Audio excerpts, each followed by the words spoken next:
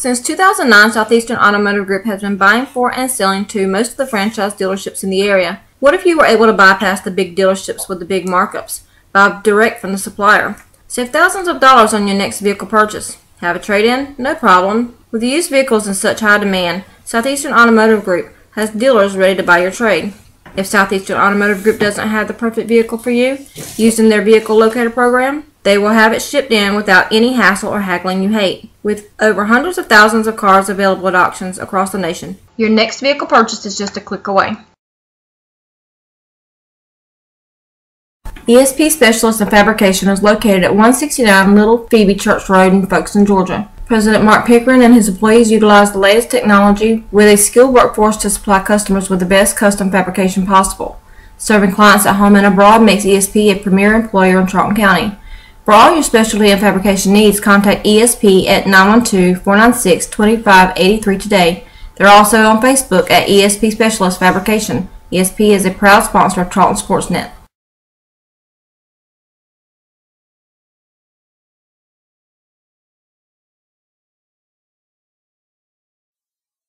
Okefenokee Rural Electric Membership Corporation has been providing quality electric service at a competitive price to residential, commercial, and industrial customers in southeast Georgia and northeast Florida since 1939. For tips and advice on how to save electricity and stretch your energy dollars, call 1-800-262-5131 and speak to your marketing representative. We are a cooperative owned by those we serve.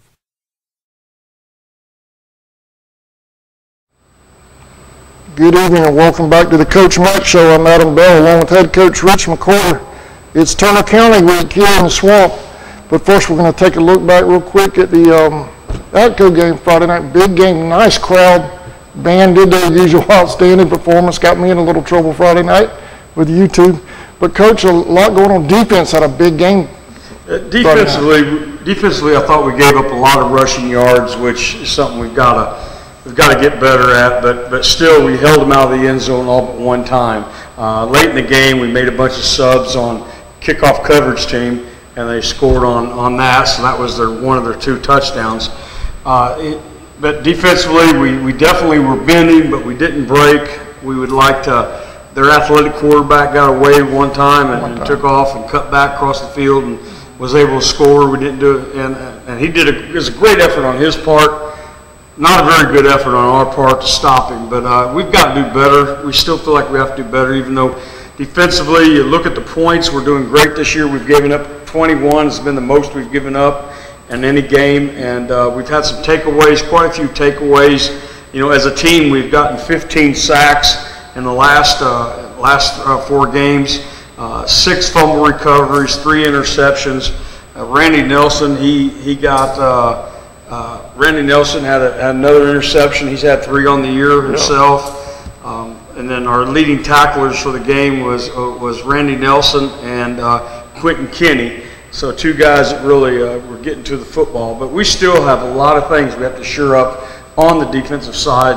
Like I said, we're still giving too many long drives, too many 3rd down conversions, and we've got to put a stop to some people in order us to.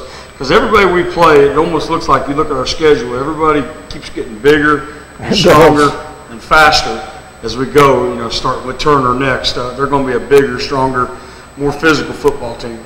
And they always have that speed and talent, very talented in the skill positions. Every year we face them, year in and year out, they just seem like they reload.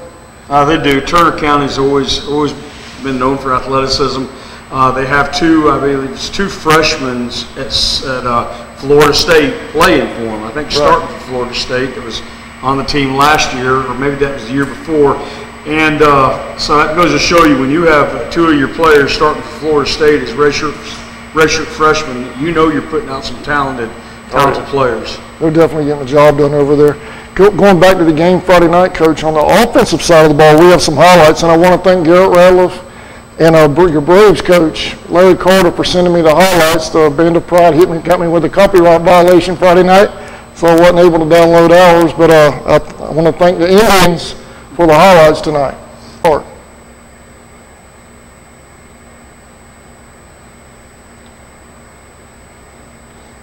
Can't really catch the end, but yeah, that's exactly what happened. You know, a little play action.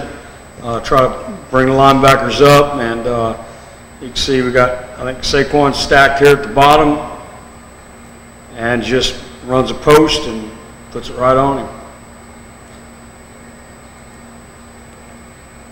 This next one, like I said, I'm not sure how Coach sent them to me, what order they're in. This is the safety. Yeah. And your defense has gotten 2 of those this year. Yeah, you get down that close to the goal line. I mean, I can't see how close it was, but it looks like it was, you know, inside of a foot possibly from the goal line. You know, you want your defensive front just to come off as hard as they can, as low as they can, try to really displace the line of scrimmage to come up with that. I mean, it's a scoring play for the defense, so we treat it as such. So we really want to come off the football and kind of sell out on it to try to create that situation right there. That's a good job of them, real good job. Yeah, that was a real good job by the defense. I think we've had one other one this year like that. This is Tony Cobb on a sweep. Tony's, you know, he's got some speed to turn the corner, and he's had a couple of them this year, runs like that. And right now we have 3 guys that are doing pretty good at running back. DeVegas Austin, he's pretty much our starter there. Then Tony Cobb and then also Michael Elliott. Those 3 guys are doing a good job at running back. Running by committee. Really it is. It's all 3 of those guys start defense, so that really works out for us to be able to you know, play them, interchange them there, give them a break. This next one, here you go, Coach. Now, notice on these touchdowns too, there's a different look on each one. Yeah, like we talked about a couple of weeks ago. A lot of looks.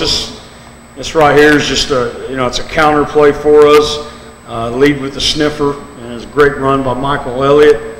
Again, one of our 3 running backs we use. Yeah. It's just, you can see number 36, you can see Demondre Blackshear, he's playing sniffer, comes around, helps Grayson Carter there kick the end. Really, one of them was supposed to turn up into the hole.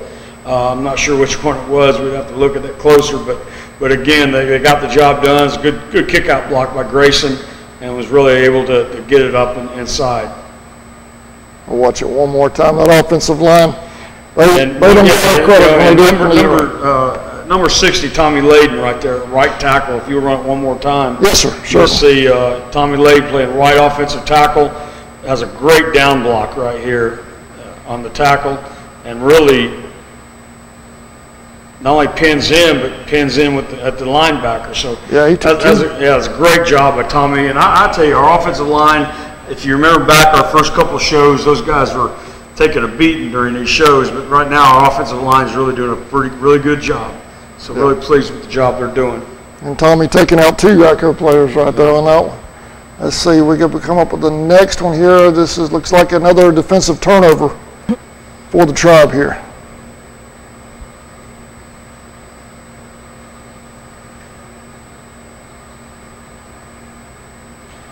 I think, you know, quarterback sneak, it was short yardage. You know, we were able to, again, have a great surge. I think we stopped him, but I think we might have also created a turnover under there. But and we come up with the ball, but if nothing else, I know we stopped him short of the game. So either way, we were getting the ball back. Either way, I think we were getting the ball back right there. Which I hope so, because the offense and defense is on the field at the same time right there, so somebody had to stay. This, I believe, is the 75-yard run from Raquan. Yeah, quarterback power, just, you know, he had the option to hand it off, read in the end, or pull it and take it, and he made the right decision, definitely, right there. Untouched, too. Went straight through the line. Yeah. Nobody had now, of course, you know, we don't talk about the offensive line here, but we should. And, those guys are doing a great job inside. You can see them, you know, probably every one of them getting their guy and really opening it up. And the final one, courtesy Garrett Ratliff and Coach Carter.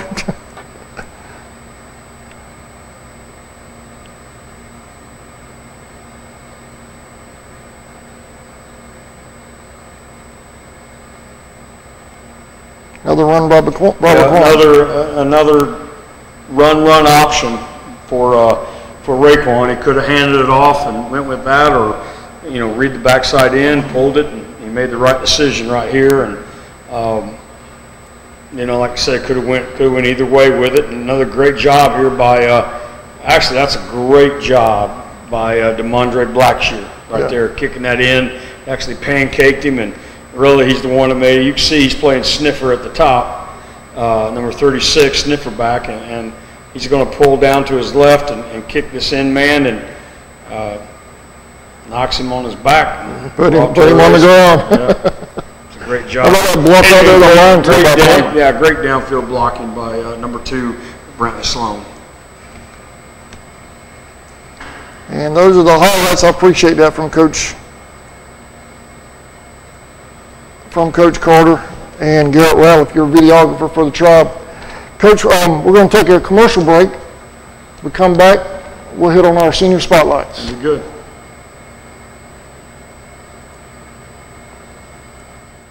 Hey Indian fans, did you know you're eligible to join the United First Federal Credit Union? We are your hometown financial institution offering services such as online banking, mobile deposit, free checking, and much more. And if you're in the market to purchase a vehicle, our auto loan rates start as low as 2.99 for those who qualify. We are conveniently located at 3773 2nd Street South in Folkestone. Federally insured by NCUA and equal housing lender. Folkestone Auto Supply, located at 4439 2nd Street North in Folkestone, Georgia, is owned and operated by the Dasher family. They have everything you need bumper to bumper for domestic and foreign car parts. Big truck operators, they have you covered as well with belts, seals, hoses, welding supplies, and so much more. They even have lawnmower parts, blades, and accessories. Stop by today and see the whole crew. Miss Joe, Pam, Little Sammy, Stephen, Dylan, and Big Sammy himself. It's Folkestone Auto Supply.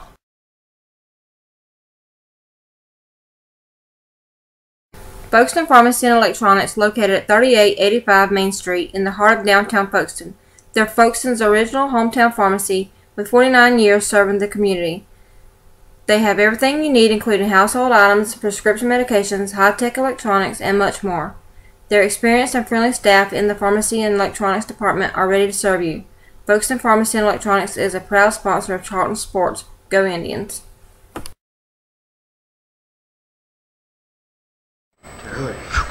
Welcome back to our Coach Mike Show, our senior spotlight segment.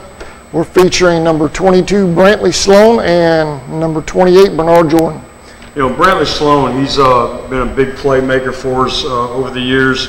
I've had the real privilege of coaching his 2 older brothers, and it's he's just they've all wore number 22. I think that's what their dad wore when he played in Brantley County. I think that's kind of in the family type thing. But Brantley, a big kid, 6'4", 215. He also kicks extra points. He kicked a couple into the end zone on kickoffs. Did a fantastic job there. He's a 4.0 student. He's also taking college classes. I think he has a 4.0 there. He's been selected as Mr. CCHS for our school, which is a huge honor. He goes on and on. He's also an outstanding tennis player, just an all-around guy. I think he was state champion in singing, maybe the trio or something along that line. The quartet. Quartet, yeah, one of them, I think. And then he also is a really good actor. You've seen him in many of our one-act plays and our spring plays where he's had to lead in that. Just an all-around great kid and great guy. Could have possibly some chances to play at the next level, but to be honest with you, he's one of those kids that, academically so strong. He has other interests. He don't need the game of football at the next level unless he wants it, that's a great way to be. And for him, he's got an incredible, bright future ahead of him. Yeah. I know his father and his mom, are incredibly proud of him. Miss Sherry Sloan and Roger Sloan, they do a lot for our program, and really proud of the things that Ryder has, or Brantley. Ryder is his other brother. That Brantley has done, and Brantley, I think he was first team All-Region last year as a wide receiver. And has some of the most dependable hands. Now, we're not throwing the ball as well as we were last year, but last year he was really AJ's real go-to guy, him and Raekwon. But he's also, like I said, we saw him throw a key block for a touchdown, and he's contributing in a lot of ways for this football team. You know, Bernard's been a guy that's been in the program. He's not the biggest of guys as far as height, but it says 185. Now, if you ever saw him, you'd think he was going to be a bodybuilder one day. He loves the weight room. Very, very muscled up kid. Really tough guy. He's on special teams. You'll see him go down on kickoff and do a great job. You'll also see him, he'll go in a lot and play defensive tackle and defensive end, both for us. But he's a great kid, and he's really one of those weight room guys that through the weight room has built his body up where he's able to compete at the varsity level. And again, he's a kid that teachers, administrators all really appreciate the way he carries himself and the job he does in our school. Yeah, and Bernard is also, if I'm not mistaken, he's a wrestler and a track. He's a three-sport guy, which you know how I feel about three-sport guys. I love three-sport guys, and he gives a great effort in wrestling. Real intense participant there, and in track, he's one of those guys. You know, you really appreciate him going out for track because he's not really the fastest of guys. But he gives just a great effort. He fills in different places where he can, whether it's field events or running events. Bernard's there for the team. And he's a kid that I truly respect, and I really appreciate the job he does on our football team.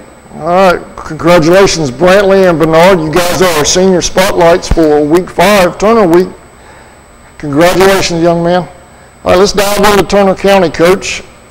We finally shook that 2-year slump last year. We took them out up there at their place. They're coming to our places. Well, that was a huge emphasis for us last year. Is we got to play better on the road if we want to have a special football team, which I felt like last year we did. Winning 9 games, 9-3 to the quarterfinals. That's a great year, and that was a great year for those kids. But I felt like a key to that season last year was our trip to Ashburn, a long road trip, I think about the longest you can have in our region, if I'm not mistaken.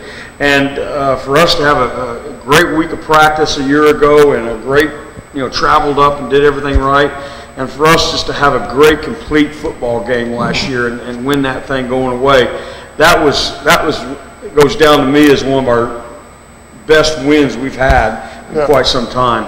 Now, I know they want to return the favor. I know they want to come back down here and try to get a big victory in the swamp, and we expect that. And they've got a good football team. They've got looking at their roster today, they have 2 players that are 6'5", kids, 6'5", over 200 pounds. One's a defensive end, one's a wide receiver, I believe. Quarterback's a big athletic player. Running backs are good. Offensive line is just gigantic. The front's kind of an even front, but they got a lot of really solid players. You look at them and you say, all right, where is the weakness? Special teams, offense, defense, any situation are they weak? And we haven't come up with anything. They're a solid playoff-bound football team, in my opinion. They're, I would, just looking at some things, I would have to say they should be favored probably over us in this game. I think it could be a close game, hard-fought game. If it does get out of hand, I think it would probably be the way that we don't want it to, but because they have those kind of athletes that could just take off on you. So I think there's going to be a lot of places we're going to be out-athleted, and we have to play solid, football, better than what we have been, I believe, to be successful. What do you expect? I know you don't like to give too much away on your game plan, but what do you expect to see out of them? Run more pass or pass versus the run? Well, they're not shy about throwing the ball deep now. They'll throw the deep patterns anytime, and the quarterback has a great arm. They got some height at receiver. The receivers will get down the field, and they'll come up with those deep balls. So of course you always got to be ready for that. But and that does concern us. But I think if you had to say one thing, we have to be solid against the run. Not just the halfback run or the jet sweeps, but we've got to be solid against the quarterback run. Last week, we gave up big chunks of yards and a touchdown last week by a great athletic quarterback, just taking off, breaking it back against the field, and was able to score. So again, it's going to be really from here on out, stopping the run. Yeah. That's really and that's what it's going to have to be, and we're going to have to run the ball. I think I don't see an instance between here and the end of this season where that'll be to where, you know, number one priority is stopping the pass. I think it's going to have to be stop the run, and you've got to be able to run to control the line of scrimmage, control the clock, and get first downs if you're going to be successful on offense. Yeah, that's where your defensive line has improved so much over last year. They're going to play a big role with this upcoming schedule. I feel like, again, I think our defensive line is doing a good job. We had 2 starters out last week. We had some guys have to step up. Number 56, Meiji Wright, a big kid, a big 300-pound defensive lineman. He came in and had a couple big stops right on the line of scrimmage. He came in and started on the defensive line, and he's had starts on the offensive line for us also. He had to come in and play a lot of ball, and Preston Lynch, a junior, 5'10", 195-pound end, he had to play the entire game. But we had 2 guys were out, but we expect to have them back. We expect them to be full speed. Malik Alderman, one of our defensive ends, tackle, he had a sprained ankle for the last 2 weeks, and so we've got him back, and then also number 59, Bryce Manning, a 5'11", 225-pound senior. We have him back, and he's been out with some illnesses. He's had, you name it, you know, just strep throat and that sort of thing, I believe, and so we have him back. He looks healthy, so hopefully we'll have everybody. And then plus we'll have a little bit of depth there. Now linebackers, we're still without Travis Ray. We'll probably be without him probably indefinitely. We have no idea when he'll be back, but we feel like Michael Elliott, which we moved him to the inside, has done a pretty good job. Has done a pretty good job in there, along with Quentin Kinney, who was one of our leading tacklers this week. Yeah, I was going to say, I called Quentin's name a lot Friday night on the webcast. Very, very good, tough football player. Again, don't have a lot of height, but he's very strong. Weight room's done him some good also. Yeah, he has a nose for the ball, it seems like. He does. He gets to it. He gets to the point of attack quick and makes those tackles, and he's done a great job. All right. Coming up this week, obviously kickoff here, 7:30, Friday night. Tomorrow, Coach Carter's Braves, last home game of the season. The undefeated Braves. Good group of kids, great group. Coach Carter and Brian Lloyd and Chris Kraft, his 2 assistants, have done a great job with that group right there, bringing them up and through the program. And that is we think that group has a chance to be special. They have 1 tie on their record, but the rest of them have been victories, so they're working towards an undefeated season. And this one, Hilliard, sometimes you think of Hilliard and you don't always think of the best football, but their junior high program is probably the strength of that program over there right now. Yeah. And they're a good group, and they're going to be right out here 5 o'clock on tomorrow,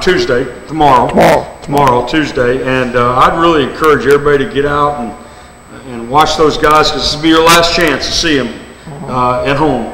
So hopefully you'll get a big crowd out there to watch those guys, hopefully keep moving on to having that undefeated season. A little bit of a border war with the Flashes. That's right, and I don't remember the last time we played them in rec league, but I know that this will hopefully get this thing going, and maybe down the road we'll get maybe going on the varsity level, because that's a great road game, or a great road game for them, only 11 miles. So that'd make a great rivalry if we could bring that back maybe in the future. It really would. It would be something. Their new coach, Coach Pate, I've known him for a long, long time, and we've talked about it. And he's hoping to get the varsity program built up a little bit. Yeah. And I think he's doing it the right way. He's working with the rec department kids, and he's working with the junior high, trying to get it built up that way. Yeah. And I think that could be a good, community interest kind of game if we can get that thing back on the schedule. Yeah, I know. I have 2 grandsons down there playing their rec ball, and they play in a Jacksonville association. Yeah. Down there, so they're trying to get that built back up and have a feeder program for that school. That's one thing Hilliard has always done a great job with, is with the rec program down there. And I know once they get to the high school level, kids in Florida now, the Florida rules are so much different than ours. A Florida high school kid can go play any sport he wants anywhere, and he's eligible as long as his academics are okay. He can play football at one school, basketball at another, and then baseball even at another if he enrolls in that school. So I know that's been a real difficulty with a smaller school like Hilliard. You get some good players coming through, and lose them to a yearly. And sometimes people will work on them, and unfortunately they'll persuade them to go somewhere else. When I think Hilliard High School could be a great football school like it used to be when Coach Paul Wittenberg was there, when they had those great football teams down there. All right, well, hopefully they can do that when we get something going in the future. That'd be good. Coach, anything else you've got this evening you want to hit on before we go? Well, I know we have big games over at Maidens Field. Yes, we do. Big games over there. Hopefully people check out their season. Seems like their season starts winding down pretty quick also. I don't know where they're at as part of their schedule, but I know they finish up before football does, and I'd encourage people to get over there and watch those guys also. They're those girls. The girls. Play some softball. Yeah, they have Wilcox tomorrow. We'll be simulcasting the Maidens and the Braves tomorrow.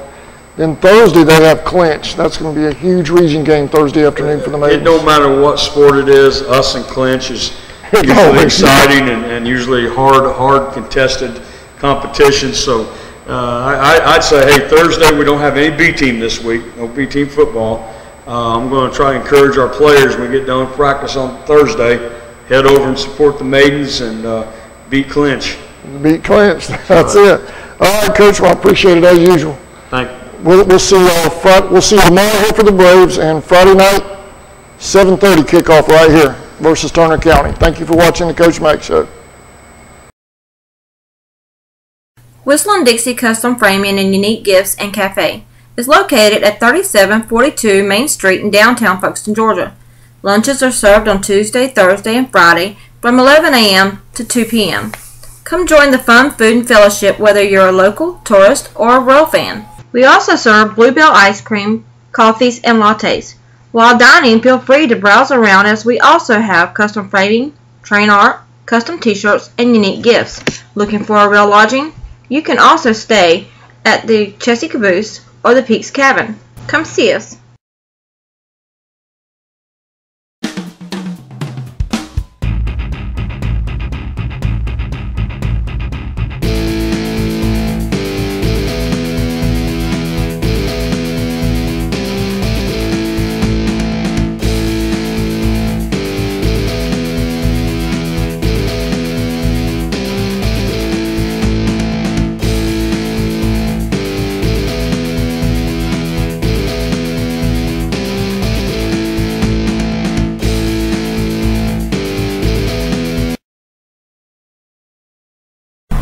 Charlton Electric, now serving Charlton and surrounding counties. With over 20 years experience in both commercial and residential services, our electricians can meet your needs.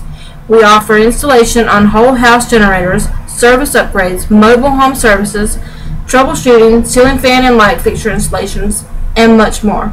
Call us today for an estimate at 912-276-7661. Custom Creations and Boutique is located at 246 1st Street in Folkestone, right behind Lonnie Joe's Hair Salon. They offer a wide variety of items such as boutique clothing, shoes, jewelry, customized tees, home decor, gift and handmade items, and much more. Stop in and get all your custom game day apparel. They offer vinyl designs for shirts, signs, car decals, and more. There are many designs to choose from, or you can create your own. Custom Creations also does embroidered shirts and hats. They can be reached at 912-496-4987 or find them on Facebook.